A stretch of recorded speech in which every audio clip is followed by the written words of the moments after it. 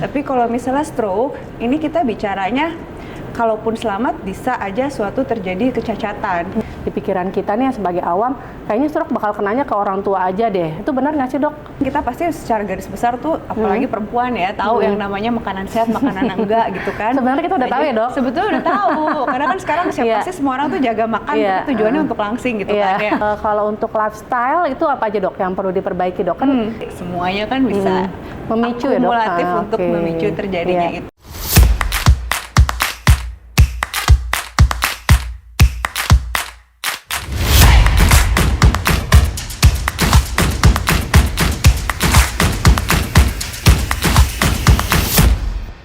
Halo, salam sehat untuk kita semua. Kembali lagi bersama saya, Dr. Yaya Erliana, dalam acara Murni Teguh Talks. Kali ini kita kedatangan narasumber yang sangat spesial nih. Beliau masih muda, cantik, dan penuh pengalamannya banyak banget nih. Beliau adalah seorang spesialis bedah saraf, terkalam kenal dengan Dr. Nurula Armita, spesialis bedah saraf. Dok, apa kabar? Baik, sehat, Dok? Ya, alhamdulillah sehat. Dok, sehat? Ya, alhamdulillah. Dok, boleh nggak cerita dulu tentang profil dokter nih, biar kita makin kenal sama dokter? Boleh, Dok, ya? Ya. Jadi perkenalkan, nama saya Nurula Armita, biasa dipanggil Nuya. Saya lulusan dokter umumnya dari Universitas Indonesia, RSCM. Kemudian mengambil spesialisasi bedah saraf di rumah sakit yang sama dan institusi pendidikan yang sama, UI RSCM. Spesialis atau peminatan saya lebih banyak di arah endovaskular dan beberapa tahun ini memang saya fokus untuk penanganan khususnya di tata laksana penyakit stroke. Mungkin sekian info singkat tentang saya, Dok. Oke, terima kasih, dokter. Karena kan ada istilahnya nih, kalau tak kenal maka tak sayang. Sekarang kita udah kenal nih, Mas. Sekarang kita masuk ke topik utamanya. Kita mau bicara yang lagi happening nih, terkait dengan stroke. Oke, Dok, kita bicara tentang stroke ya, Dok, ya. Kenapa kita angkat stroke? Karena nih dari data Kemenkes nih, Dok, katanya stroke itu salah satu penyebab kematian tertinggi di Indonesia, yaitu sekitar 19%. Nomor 2-nya penyakit jantung, Dok, sekitar 14%.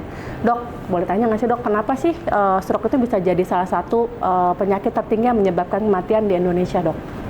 Jadi kalau data itu bukan hanya berlaku untuk yang di Indonesia saja, tapi juga di seluruh dunia. Memang khususnya di Indonesia, angka penyakit stroke ini melewati angka penyakit jantung yang dulunya menjadi penyebab nomor 1 di Indonesia.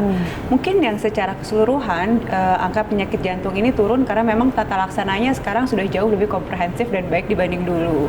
Dan untuk stroke ini artinya kita masih memerlukan suatu tata laksana yang lebih lanjut. Bicara tentang stroke pasti tidak terlepas juga dari kaitannya dengan gaya hidup sehari-hari, kan? Betul, Dok. Dan juga kontrol dan juga knowledge masyarakat tentang apa yang bisa dilakukan untuk mencegah agar tidak terkena penyakit stroke ini. Kurang lebih sih begitu sih. Kenapa ini menjadi concern? Karena terutama kalau misalnya kita sakit jantung gitu ya, itu kan antara kita selamat atau kita nggak selamat. Iya, betul.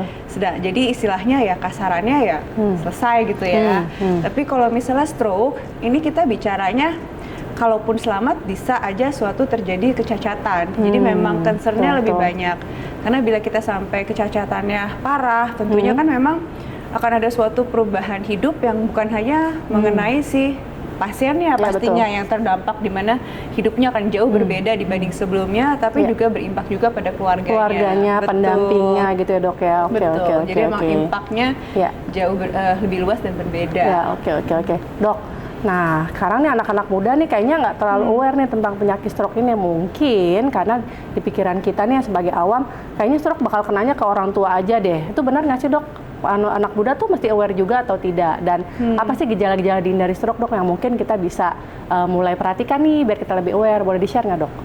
Jadi kalau misalnya kita bicara tentang stroke kan pasti akan spesifik dan banyak banget dah yang sebetulnya. Tapi secara garis besar memang siapapun tentunya bisa terkena yang namanya stroke itu. Kita balik kepada yang kayak definisinya kan, stroke itu adalah pecahnya pembuluh darah atau terhentinya aliran darah deh, baik pecah ataupun tersumbat.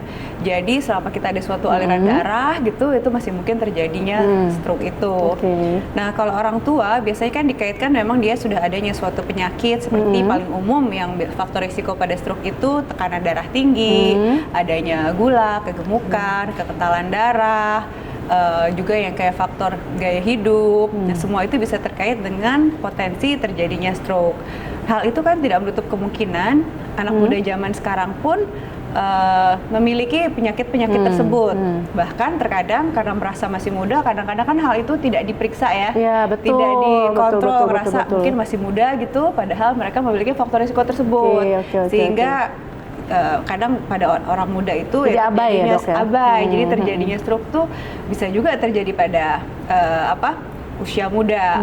Nah, stroke itu memang bisa juga yang terjadi karena suatu kelainan pembuluh darah. Cuman memang kalau untuk itu sama sih, semuanya sebaiknya kita melakukan suatu pemeriksaan ataupun screening, apalagi bila mana kayak dalam keluarga terdekat kita memiliki riwayat stroke tersebut.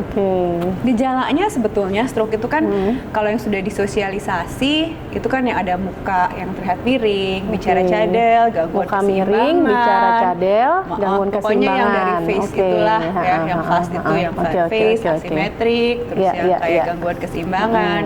Tetapi bisa juga kadang-kadang rasa kesemutan gitu. Jadi kalau mulai ada kesemutan, hati-hati juga tuh dok ya, mulai diperiksakan gitu dok. Apalagi kalau yang terjadi pada sebelah sisi, bisa jadi early sign ya. Sedangkan kalau kita kan rata-rata seringnya kalau ada sempat menceng, ada sempat kebas kesemutan, mungkin masuk angin, habis itu hilang, terus sudah kita nggak cek lebih lanjut seringnya gitu. Nah itu ya mungkin karena sekarang kita dengan edukasi yang lebih lanjut, mungkin masyarakat akan jadi lebih aware terhadap apa yang dilakukan untuk mencegah, terus apa yang harus dilakukan bila mana kita merasa ada kemungkinan, apalagi kalau memiliki faktor risiko. Nah dok, tadi kan dokter udah bilang nih kalau ada gejala, berarti kita harus memeriksakan diri gitu kan dok ya. Nah, boleh nggak dok di-share pemeriksaannya apa aja sih dok kira-kira nih dok, sebagai awam saya tuh harus ceknya kira-kira apa aja ya? Yang paling utama saya nemuin siapa ya, seperti itu dok? Kalau misalnya kita memiliki keluhan seperti kelemahan anggota gerak, gangguan bicara, muka mencong, istilahnya tanda-tanda yang kayak serangan stroke, tentu harus ke emergency dong ya. Karena itu kan sifatnya harus segera ya, karena juga sekarang udah di-share tentang adanya golden period. Pertama kali pasti dilakukan pemeriksaan penunjang. Gitu dok, maaf dok, agak motong sedikit, golden periodnya berapa jam dok?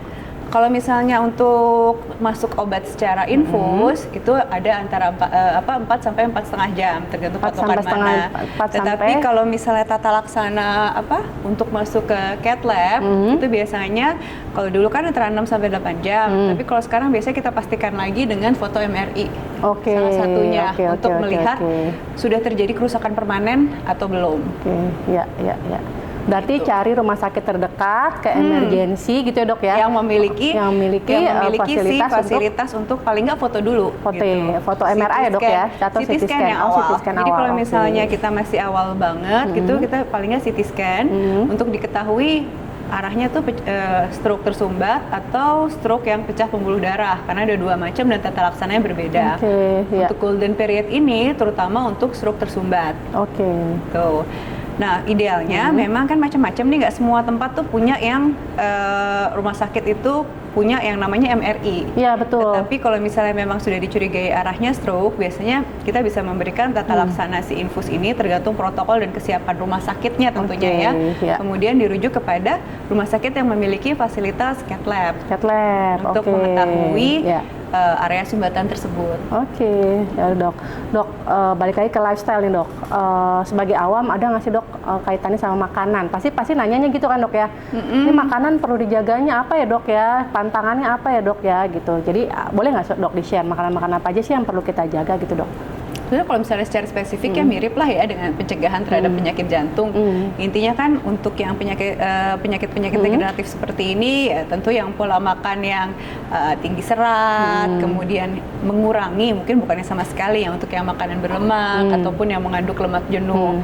Jadi kurang lebih tata laksana ataupun makanannya mirip dengan tata laksana untuk pencegahan penyakit jantung pada umumnya. Ya kalau itu juga sama dengan gula nggak terlalu banyak. Gula ya. Junk food ya dok? Ya mau junk food mau ya gula ya. Yang penting tuh istilahnya dijaga lah gitu. Jadi kan kita pasti secara garis besar tuh apalagi perempuan ya tahu yang namanya makanan sehat, makanan enggak gitu kan. Sebenarnya kita udah tahu ya dok. Sebetulnya udah tahu. Karena kan sekarang pasti semua orang tuh jaga makan tapi tujuannya untuk langsing gitu kan ya. Nah ini mungkin yang buat yang kayak langsing itu diiniin untuk yang menjadi lebih sehat. Betul. Padahal tujuan utamanya harusnya sehat ya dok. Bonusnya langsing. Bonusnya langsing. Jadi ya sebetulnya ya mirip-mirip aja. Iya. Oke dok, satu lagi dok. Kalau untuk lifestyle itu apa aja dok yang perlu diperbaiki dok? Kan dia terkait dengan gaya hidup zaman sekarang kali ya dok ya. Mungkin ada saran-saran itu dok buat kita ya, apalagi masih muda-muda nih gitu dok. Mulai dari awam, dari dini kita kan udah ngejaga. Boleh di-share nggak dok? Iya, kalau buat untuk yang kayak gaya hidup, memang kalau di perkotaan ini agak susah ya memaintain yang istilahnya yang kayak tidur cukup ataupun yang olahraga teratur. Tapi sebisa mungkin kalau nggak bisa yang berolahraga, tapi memperbanyak steps ataupun jalan kaki untuk kesehatan si kardiovaskular. Makanan tentunya ya, jadi yang kayak namanya kopi-kopi manis ataupun cemilan-cemilan kosong itu yang kayak dikurangin dan lebih banyak mungkin ganti dengan ya diselingi dengan air putihnya, jangan kurang juga. Nah, jadi ya itu aja sih, lebih ke modifikasinya untuk lifestyle-nya. Kalau tiap perusahaan kan biasanya punya fasilitas MCU ya, medical check up ya dok. Medical check up itu memang harus dimanfaatkan lah. Itu jadi kalau misalnya memang ada suatu kecenderungan, misalnya tiba-tiba ketemu gulanya tinggi ataupun kolesterol, itu jangan diabaikan.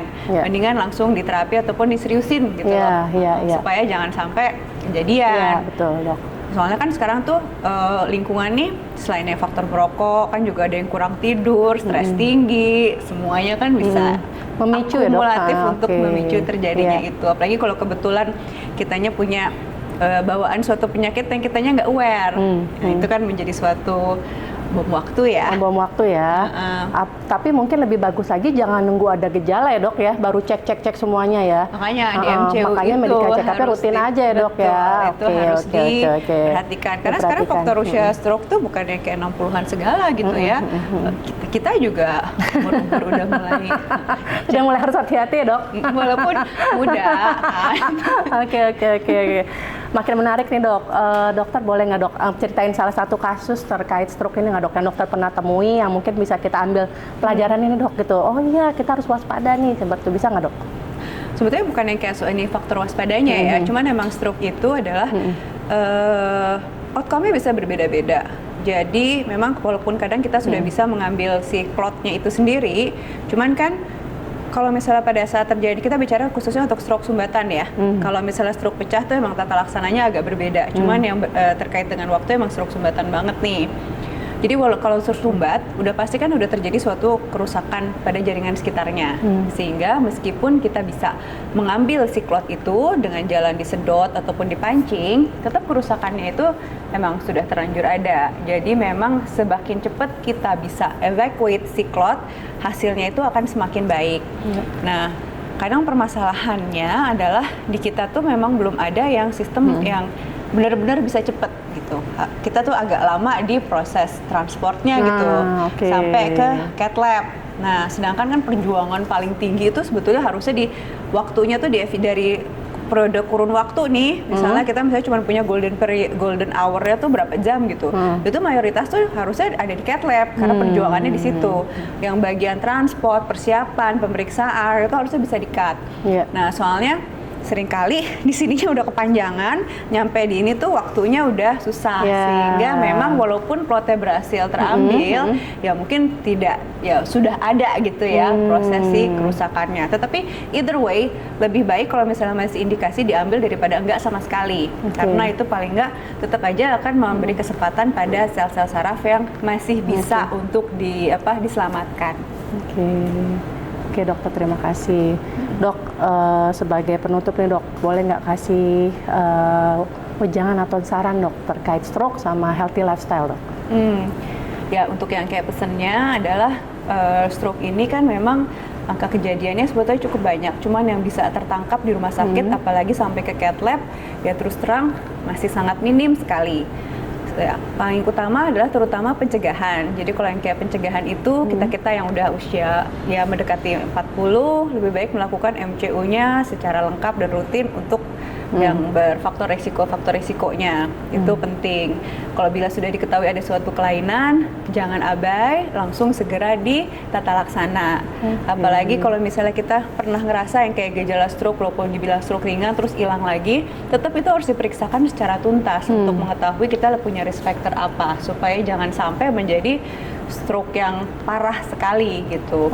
Jadi intinya lakukan medical check up. Apabila sudah melakukan itu ada juga faktor-faktor segera ditata laksana, modifikasi gaya hidup sehat.